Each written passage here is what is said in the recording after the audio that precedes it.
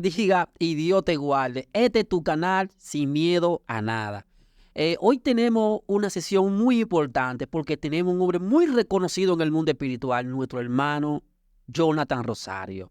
Él nos va a hablar de la importancia de tener el Espíritu Santo en nuestra vida. ¿Cómo te sientes, mi hermanito Jonathan?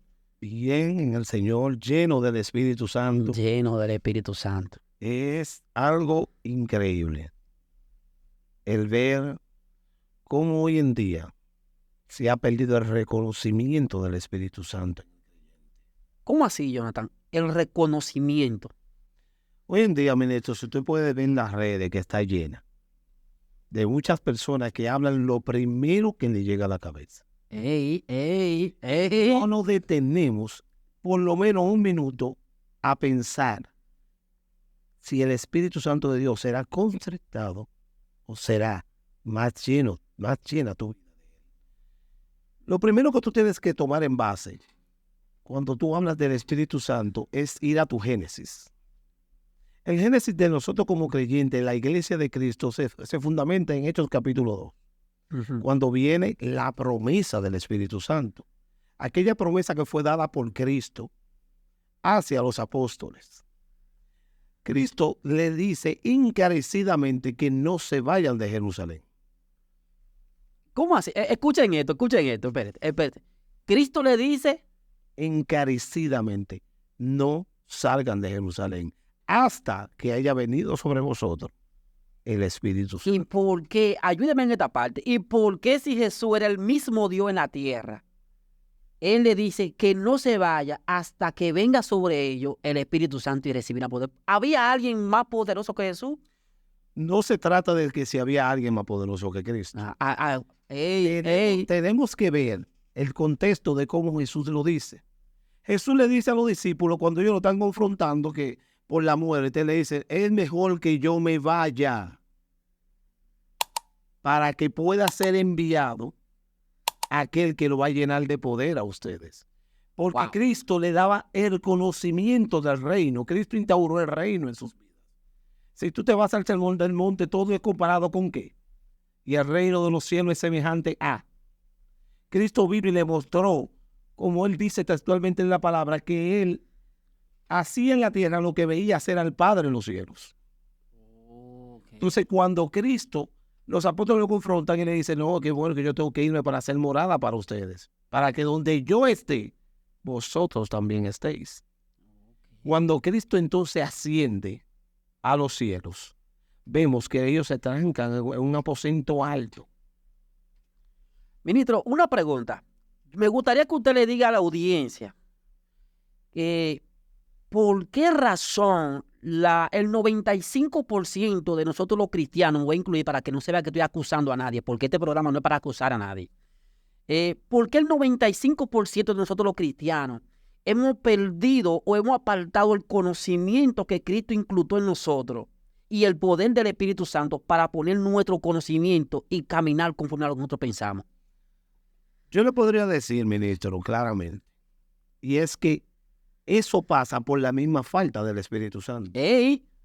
Repita eso, por favor, repita eso. Cuando tu conocimiento es entenebrecido, es por la misma falta del Espíritu Santo en tu vida. Wow. Dice que nosotros tenemos que anhelar, pedir que el Espíritu Santo sea lleno del Espíritu Santo. Todavía en aquel día, cuando suene la trompeta, ¿qué es lo que te va a identificar como un hijo de Dios? Bueno, la Biblia dice que tenemos todo un sello, que es el Espíritu Santo. Ese es el sello que Cristo mandó para instaurar y señalizar aquellos que son sus hijos, aquellos que son verdaderamente sus discípulos. Hay muchas personas hoy en día que se mofan de lo que es Dios y hasta blasfeman contra el Espíritu Santo porque tú ves que ellos echan fuera demonios. Ellos predican la palabra de una manera fluida, ministro, y se convierte en gente y cae la gente. Y tú ves gente cayendo. Pero no la manifestación del poder. Pero no es el Espíritu Santo que está dentro de ellos. Porque Jesús en aquel día. Explíquenos esto aquí, por favor. Jesús en aquel día va a venir muchos diciendo que van a echaron fuera demonios, que predicaron su palabra, que sanaron enfermos. Mas Jesús le va a decir textualmente, apartado de mí, y escucha esta palabra, hacedores de maldad. ¿Cómo tú confrontas a una persona que está predicando la palabra, que está echando fuera demonios y que Cristo le diga, tú lo que eres un hacedor de maldad? Wow. Dios mío. Cristo le dice eso y la condena más grande que van a tener esos personajes en aquel día es ser apartado de la presencia de Dios. Ok. Haciendo un cortecito aquí, déjame hacer una pequeña pregunta. La Biblia dice en Hechos capítulo 2, creo que está el versículo 3, ¿verdad? Que dice que el Espíritu Santo vino como un viento recio y posó sobre ellos. ¿Por qué el Espíritu Santo tuvo que venir recio sobre ellos? ¿Por qué tuvo que venir violentamente sobre ellos? El punto de venir violentamente sobre ellos como un viento recio, tú tienes que conjugarlo a las otras cosas que sucedieron en ese momento. Le estoy diciendo, es como un hombre de En Dios. ese momento ellos estaban orando al Señor. Cuando una persona está orando, ¿cómo está? En silencio, meditando en el Señor. Me imagino yo a esas personas en ese momento recordando todo lo que Cristo había dicho, como nosotros leemos la palabra hoy en día. Entonces viene como un viento recio azotó las paredes de ese lugar y se le presentaron lenguas como de fuego sobre cada uno de ellos. ¿Qué sucede? El viento recio es un despertar en el espíritu. Okay. Porque si tú ahora mismo estás inmovilizado y yo te sacudo, tú despiertas. Cuando el Espíritu Santo entra en ti, tú tienes un despertar, algo que te mueve, algo que te sacude, algo que te llena. Pero qué bueno que me tocaste sobre, se está prendiendo el balón. Las insignias que aparecen en el aposento alto. Porque si podemos ver, se le presentaron lenguas como repartidas de fuego sobre cada uno de ellos. Ahí puedo yo acentuarte el don de múltiples lenguas. Ok. Como también el don de lenguas. Hay diferencia entre uno y el otro. Pero el Espíritu Santo da a cada uno conforme también su entendimiento. En ese momento, ¿por qué aparece el don de múltiples lenguas? Y te voy a dar esa pregunta. ¿Por qué tú entiendes que apareció el don de múltiples lenguas? Bueno, yo entiendo que apareció porque era necesario dar ese lenguaje para conexión y comunicación con el Padre. No. Hey. El don de múltiples lenguas aparece en ese momento para poder llegar a las masas. Por eso se llama múltiples lenguas. Recuerda que más abajo dice que las personas se maravillaron y dijeron que ellos entendían perfectamente en su idioma natal. O sea, había personas egipcias, pero de procedencia egipcia. Eran hebreos, pero nacieron en Egipto. Nacieron en diferentes tierras, eran griegos, romanos, estaban en diferentes lugares. Y ellos dicen que ellos lo entendían en sus propias lenguas. Ok. Aquí voy porque yo estuve hablando con unos líderes y hablábamos de ese tema. Disculpen que le haga un corte ahí. Cuando ellos comenzaron a hablar en lengua, ellos hablaban en lengua diferente, que cada uno lo escuchaba en su idioma donde ellos estaban, o era que una lengua manifestaba el poder. Ahí es que se manifiesta el don de múltiples lenguas. O sea, se manifestaron dos lenguas. Había múltiples. Es decir, usted habla inglés. Ajá. Fue en inglés que usted escuchó. Él habla en francés. Otro en francés, otro en griego, otro en hebreo, otro en ruso. Y ese fue el don de múltiples lenguas. Ahora, ¿qué sucede hoy en día?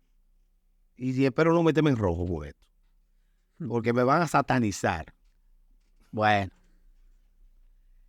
Hoy en día tú ves miles de personas hablando en lengua. Sí, muchísimo. Y está el Espíritu Santo. Bueno, hay lenguas que son mecánicas.